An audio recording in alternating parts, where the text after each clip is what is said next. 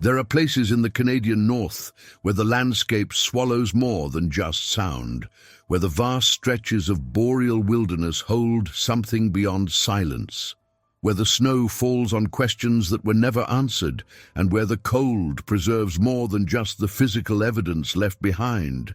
This is a case that exists in fragments, scattered testimony, conflicting reports.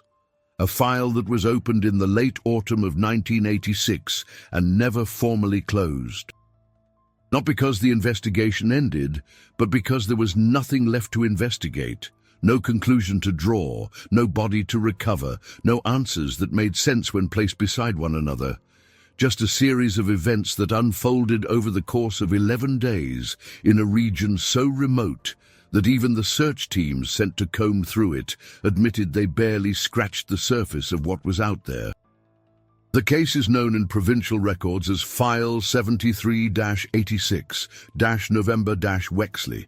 It concerns the disappearance of a single individual, a man named Jonah Wexley, 41 years old, forestry consultant, experienced outdoorsman, someone who had spent the better part of 2 decades working in isolated territories across the northern provinces, someone who understood the wilderness, who respected it, and who, by all accounts, never took unnecessary risks. He vanished on a trail that no longer appears on any map, a trail that may never have been officially recognized in the first place. The area where he disappeared sits roughly 460 kilometers northeast of a small service town that itself exists only as a refueling point for logging operations and the occasional hunter passing through during the narrow autumn window before the freeze sets in. The terrain is unforgiving. Dense black spruce forests, frozen creek beds that wind through valleys carved by glaciers 10,000 years ago, granite ridges that jut from the earth like broken teeth, and silence. A silence so deep that those who have spent time there speak of it as something physical, something that presses against you. Jonah Wexley entered that silence in mid-November of 1986. He carried with him a week's worth of supplies, a topographical survey commissioned by a resource management firm, a handheld radio with limited range, and a journal he had been keeping for years. He told no one where he was going beyond a vague reference to a trail system he had been hired to assess. He did not file a travel plan. He did not check in with anyone after leaving the service town. The region where Jonah Wexley disappeared is not marked on most commercial maps. It exists in the overlap between 2 provincial forestry districts, a bureaucratic liminal space where jurisdiction was unclear and records were inconsistently maintained. Locals referred to it simply as the Nachawin Corridor, though that name appears nowhere in official documents. The term Nachawin itself is believed to be a corruption of an older indigenous word, though its exact meaning has been lost. Some say it referred to a crossing point. Others suggest it meant a place of watching. The corridor is a stretch of wilderness roughly 80 kilometers long and 30 kilometers wide, defined not by political boundaries, but by geography. It sits in a shallow basin flanked by 2 parallel ridgelines running northwest to southeast. The basin floor is a patchwork of old-growth forest, muskeg, and shallow lakes that freeze solid by early November. There are no roads, no maintained trails, no permanent structures. Logging companies had surveyed portions of it in the 1950s and again in the 70s, but both times the terrain was deemed too difficult and the timber quality too inconsistent to justify the expense of extraction. A few hunting camps had been established over the years, rough plywood shelters erected by groups who came in by float plane during the brief summer season, but most of those camps had been abandoned by the mid-80s. The Nachawin Corridor was, for all practical purposes, empty, a place people passed through but did not stay. Jonah Wexley had been hired to assess a trail network that supposedly ran along the eastern ridgeline. The firm that contracted him, A resource management company based out of a regional hub 300 kilometers south had acquired old survey maps suggesting the existence of a series of connected trails used decades earlier by trappers and prospectors. The company believed these trails might provide access routes for future survey work or small-scale extraction operations. Wexley's job was simple on paper: hike the trail system, document its current condition, assess whether it was still navigable and whether it could be upgraded for vehicle access. He was given a set of maps, photocopied from archival documents held in a provincial records office. The maps were hand-drawn, likely dating back to the 1930s or 40s. They showed a main trail running along the ridgeline, with several branches descending into the basin. Landmarks were labeled in faded ink: Frozen Creek Junction, Old Camp, Marker Stone, Wolf Pass. Whether these landmarks still existed was unknown. Wexley departed from the service town on the morning of November 14th. A clerk at the general supply store recalled selling him additional batteries, dry goods, and a replacement for a damaged tent pole. Wexley mentioned he would be gone for a week, possibly longer if the weather held.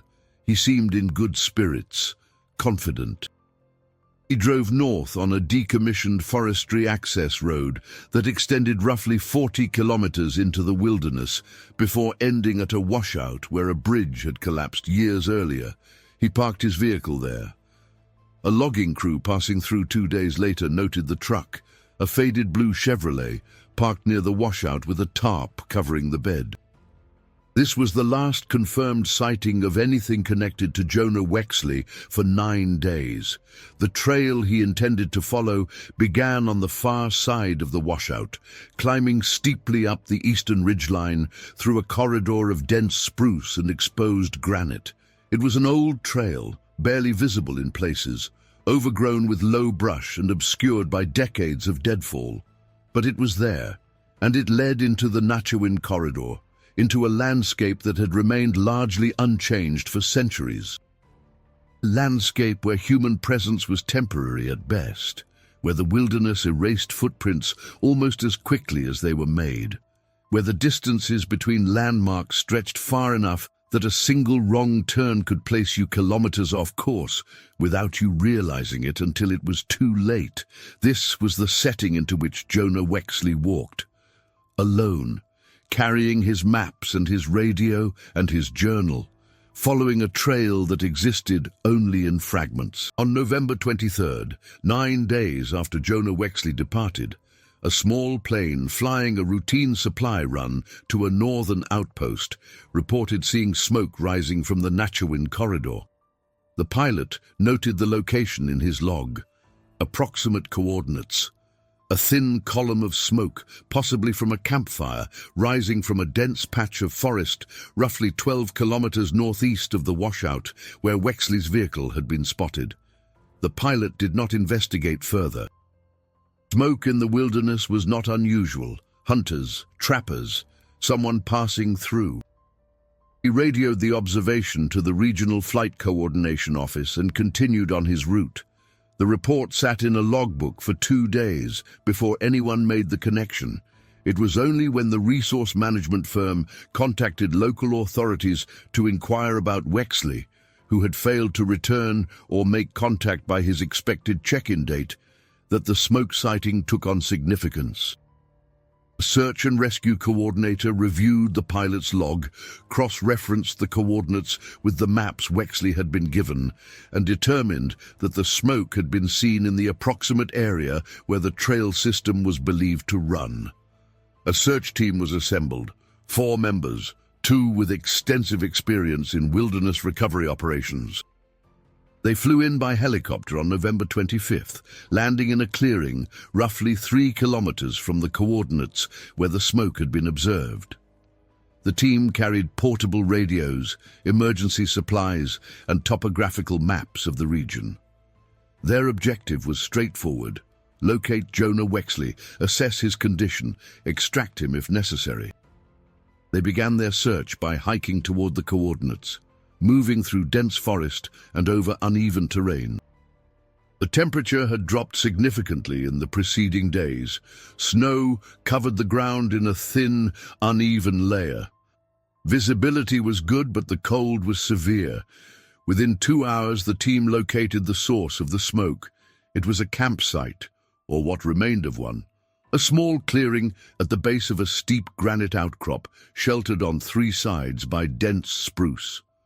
The remnants of a fire pit sat in the center, stones arranged in a rough circle, charred wood still faintly warm to the touch. A tent had been erected nearby, a standard 2-person canvas shelter staked into the frozen ground. The tent was empty. Inside, the team found a sleeping bag, laid out but not slept in, a small cook stove, unused, a water bottle, half full, and a backpack partially unpacked containing clothing, food supplies, and a topographical map with several routes marked in pencil. The map matched the ones Wexley had been given. His name was written in the corner, but Jonah Wexley was not there. The team conducted a perimeter search, expanding outward from the campsite in concentric circles. They called out, listened for responses, looked for tracks in the snow, signs of movement, anything that might indicate where he had gone.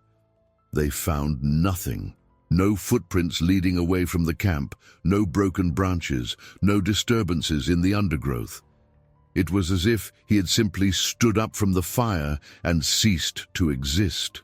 One detail stood out immediately. The fire had been maintained recently. The coals were still warm, suggesting it had been active within the past 12 to 18 hours, but there was no indication that anyone had been present during that time. No fresh wood stacked nearby, no food prepared or consumed. The sleeping bag inside the tent showed no signs of recent use. The campsite felt staged, not abandoned in haste, but arranged, methodical, as if someone had carefully set everything in place and then walked away. The search team radioed their findings to the coordination office. A decision was made to expand the search.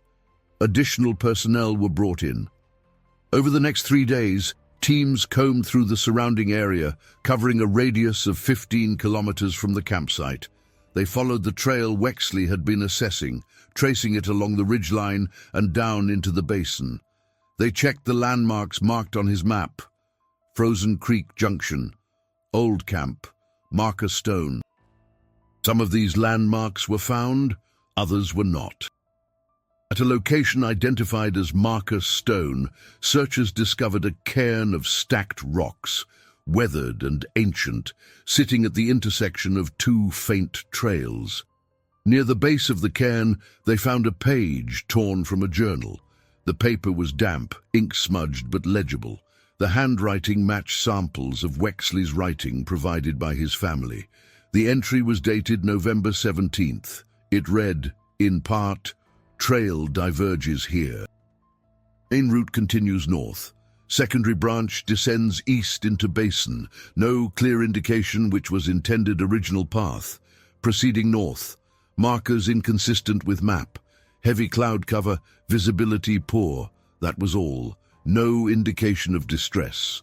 No mention of being lost or disoriented. Just a straightforward observation." The search continued. Teams followed both the northern route and the eastern branch. They found no further evidence, no additional journal pages, no equipment, no tracks. In the weeks following the suspension of the active search, investigators attempted to reconstruct Jonah Wexley's movements. They reviewed his background, interviewed those who had known him, and analyzed the physical evidence recovered from the campsite and surrounding area. Wexley had no history of mental health issues, no financial troubles, no personal conflicts that might suggest a reason to disappear intentionally. By all accounts, he was stable, competent, and reliable. His ex-wife, whom he had remained on cordial terms with despite their divorce 3 years earlier, stated that he had seemed normal in their last conversation, a brief phone call 2 days before he departed. He had mentioned the upcoming job, expressed confidence in his ability to complete it, and made plans to visit their daughter over the Christmas holidays. There was no indication of anything unusual. Colleagues at the resource management firm described him as methodical and cautious. Someone who planned thoroughly and did not take shortcuts. They were puzzled by his failure to file a formal travel plan, but noted that such plans were not always required for short-term field assessments, particularly in areas where radio contact was unreliable. The firm provided investigators with copies of the maps they had given Wexley, along with the original archival documents from which the maps had been copied. One investigator spent several days comparing the maps to modern topographical surveys and satellite imagery of the Nachawin Corridor. Discrepancies emerged immediately. Landmarks shown on the old maps did not align with current geography. Trails marked as continuous were interrupted by washouts, rockslides, and dense regrowth. The map labeled Frozen Creek Junction appeared to correspond to a dry streambed that had not carried water in decades. Old Camp was identified as a cluster of rotted timbers, barely visible beneath forest litter. The map, in short, was unreliable. It depicted a version of the landscape that may have existed 50 years earlier, but bore only a loose resemblance to the terrain as it existed in 1986. Wexley would have recognized this once he began following the trail. His journal entry found near Marker Stone confirmed as much. He had noted inconsistencies. He had adapted, and yet he had continued. Investigators also examined the journal page itself. Forensic analysis determined that the paper had been torn deliberately, not damaged by weather or wildlife. The tear was clean, straight, suggesting it had been removed carefully. This raised questions. Why tear out a single page? Why leave it at that specific location? And where was the rest of the journal? The backpack recovered from the campsite did not contain the journal, though Wexley was known to carry it with him at all times during fieldwork. A secondary search team returned to the Marker Stone site and conducted a more thorough examination. They found nothing else. No additional pages, no sign of the journal, just the cairn, the torn page weighted down beneath a small rock, and the two faint trails diverging into the forest. One detail that emerged during the investigation was particularly unsettling. The campsite where Wexley's tent and supplies had been found was not located along the trail he had been hired to assess. According to the maps, both the old archival versions and modern surveys, the site sat nearly 4 kilometers off the marked route, in a direction that made no logical sense given his stated objective. There was no trail leading to it. No landmarks nearby that matched anything on his map. It was simply a clearing in the forest, chosen seemingly at random. Why Wexley had camped there and how he had arrived at that location could not be determined. Investigators interviewed the pilot who had reported the smoke. He reviewed his flight logs and confirmed the coordinates. The smoke had definitely been rising from the area where the campsite was later found. But he could not say with certainty when the fire had been lit or how long it had been burning. Smoke could linger for hours after a fire was extinguished, particularly in cold, still air. The timeline, therefore, remained unclear. The fire could have been active on the 23rd when the pilot saw the smoke, or it could have been lit days earlier, smoldering unattended. Another strange detail involved the condition of Wexley's supplies. Everything recovered from the campsite appeared unused. The food was unopened. The cook stove showed no signs of recent operation. The water bottle was full. Even the sleeping bag, while laid out, had not been slept in. The tent itself was clean, free of dirt or debris, as if it had been erected moments before being abandoned. One of the search and rescue team members, a man with over 15 years of experience in wilderness recovery, later stated in his report that the campsite felt wrong, not just abandoned, but deliberately arranged, as if someone had set it up to be found. But that raised more questions than it answered. If the campsite was staged, who had staged it? Wexley himself? And if so, why? and where had he gone afterward? The investigation turned to the possibility of foul play, but there was no evidence to support it, no signs of struggle, no indication that anyone else had been in the area. The Nachawin Corridor was so remote, so inaccessible, that the likelihood of a chance encounter with another person was vanishingly small. And if someone had intended harm, why leave the campsite intact? Why not take the supplies, the equipment, the vehicle? It made no sense. Psychological evaluations conducted posthumously, based on interviews with family and colleagues, concluded that Wexley had not exhibited any behavior consistent with suicidal ideation. He had plans for the future, obligations, relationships. There was no note, no final communication suggesting intent. And yet the alternative, that he had simply become lost and perished in the wilderness, did not align with the evidence either.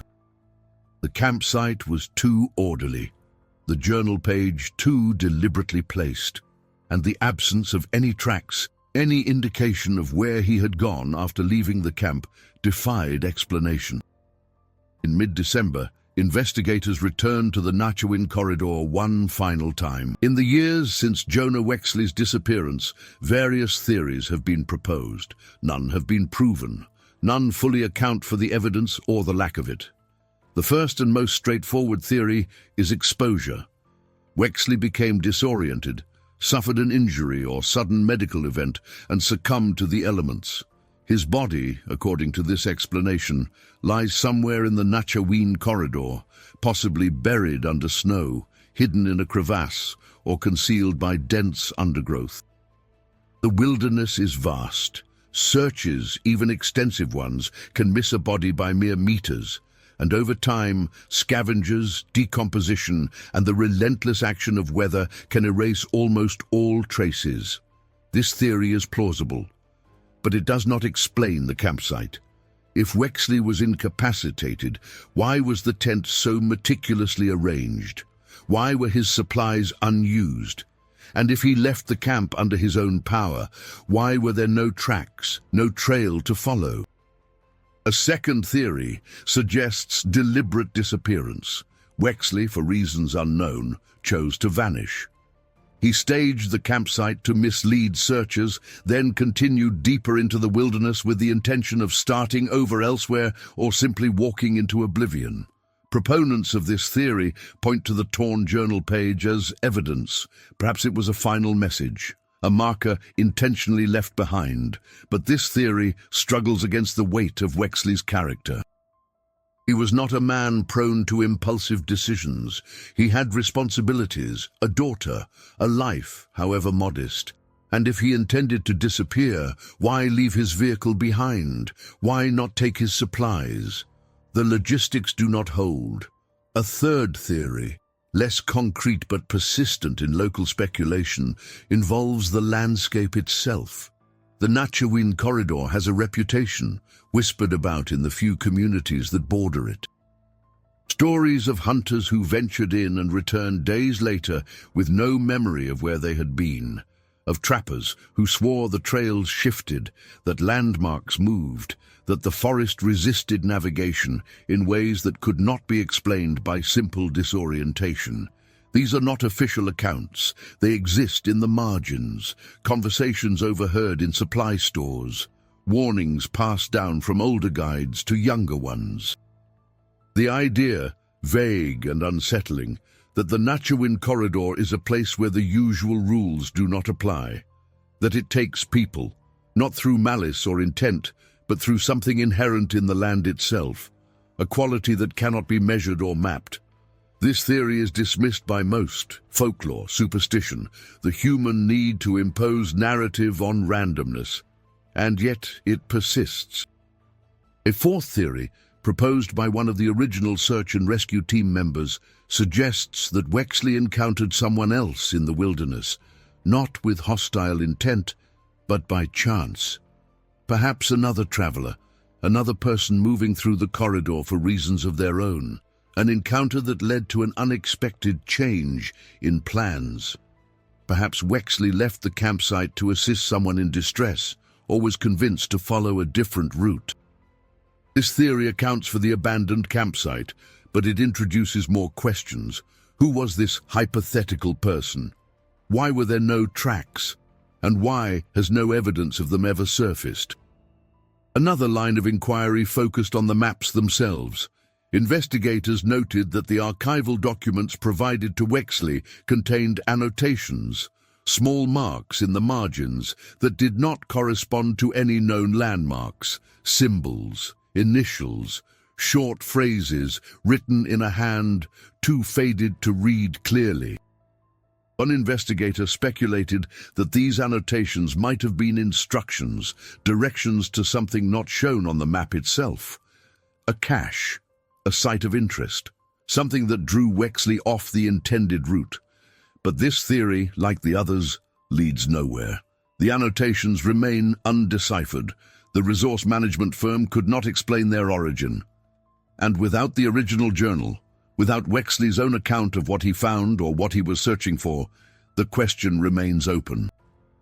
A more recent examination of the case, conducted by a journalist in the late 1990s, uncovered a curious detail. In the months before his disappearance, Wexley had made several inquiries to provincial archives and historical societies. He had requested information about old trails in the Nachawin region, about early prospecting activity, about settlements or camps that predated modern forestry operations. The nature of these inquiries suggested he was researching something beyond the scope of his contracted work.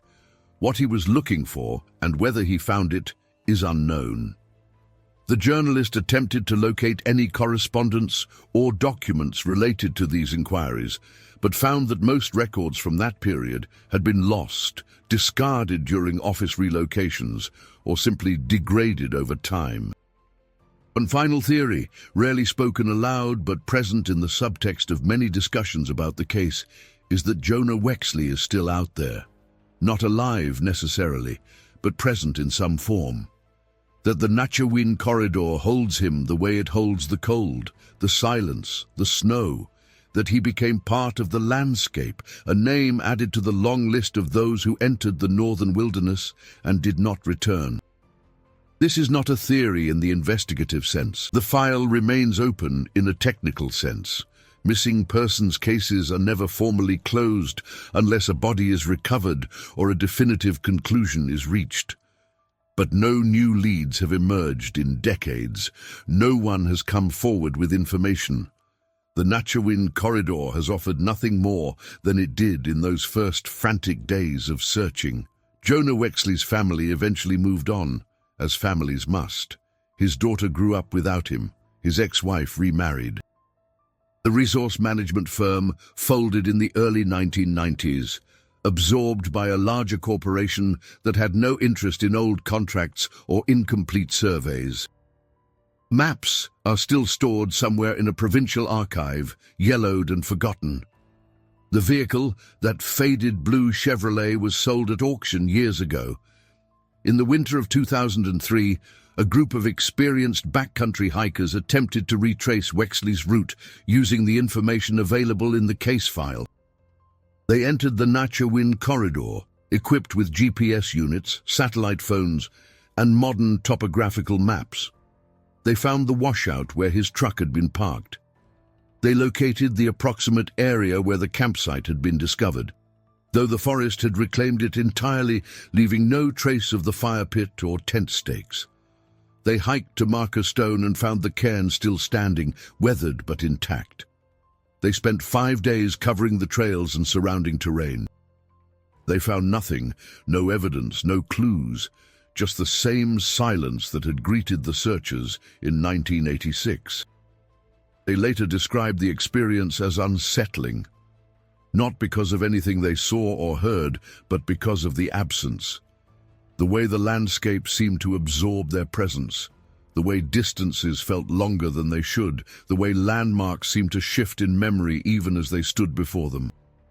They left the corridor convinced that whatever had happened to Jonah Wexley would never be known, that the land had taken him and would not give him back. The case is sometimes cited in training materials for search and rescue personnel, used as an example of the challenges inherent in wilderness recovery operations, the importance of filing travel plans, the risks of working alone in remote areas, the limitations of even the most thorough searches. But these lessons, while valuable, do not address the deeper mystery, the unanswered questions that linger like the cold. There are still people who remember Jonah Wexley, former colleagues who wonder what he found on that trail, family members who hold on to the faint hope that someday, somehow, an explanation will surface. And there are those who have spent time in the Nachawin Corridor, who have felt the weight of its silence, who understand that some places exist beyond the reach of answers. The last known image of Jonah Wexley is a photograph taken by a clerk at the supply store in mid-November of 1986. He is standing beside his truck, one hand resting on the tailgate, looking off toward the northern tree line. The photograph is grainy, overexposed, but his expression is clear, calm, focused, ready. It is the image of a man who believed he knew what he was walking into, who trusted his experience, his preparation, his understanding of the wilderness. And perhaps that was his mistake.